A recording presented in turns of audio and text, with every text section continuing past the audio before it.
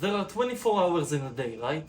Let's see how many hours in a day do I actually have spare time. Time where I have absolutely nothing to do and I can walk. As of today, I am currently working a 9 to 5, which means already we are left with 16 hours. Now it also takes me about an hour drive by bus to go to work and get back from it. So now we are left with 14 hours. When I wake up, it takes me about an hour to get ready, and when I come back from work, it takes me about an hour to do all of my chores until I'm done. So now we are left with 12 hours. I also exercise every day in an MMA club, which takes me about 2 hours to drive, go and exercise, and come back from it. Now we are left with 10 hours. I try to sleep 8 hours a day, but I usually sleep 9, which leaves us with 1 hour a day. In that 1 hour of spare time, I wanna work on my business, my YouTube channel.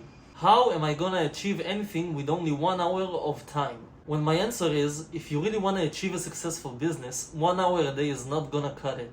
You will have to learn how to manage your time more effectively. Even though I told you I only have 1 hour of spare time in a day to work on my YouTube channel, I actually work at least 3 hours a day. But wait, how can I work 3 hours a day on a business if I only have 1 hour of spare time?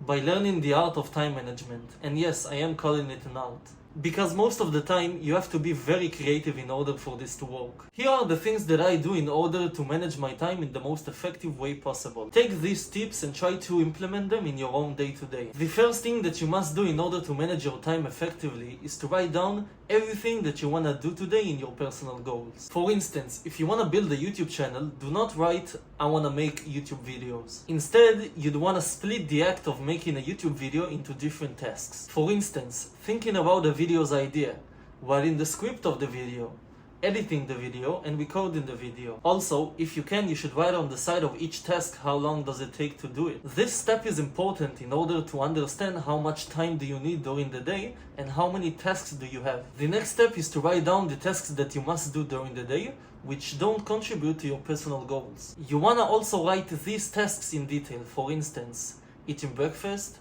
making the bed, driving by bus, and walking the dogs. Like before, you should write down how long would it take you to do each task. Now that we have both types of tasks written down, we can move to the next step, which is to match as many personal tasks to necessary ones that can be done at the same time. For instance, thinking about a video idea and eating breakfast can be done at the same time. This step is the hardest one in the video because you need to be extra creative to find a way to put two tasks together. For instance, I want to edit a video while I'm riding back home, but I cannot because I didn't record one, which is what I do later on during the day. So how about instead of working on the same video each day, I can edit the video of the previous day on my way home and record a new one later on. This way, I am saving myself an hour of editing later that day. Try and be as creative as possible on this step, and you will see great results later on. Now for the final step of this video, you need to do the personal tasks that you couldn't find room during the day, during your spare time. Ideally, you don't want to have these sort of tasks, but realistically,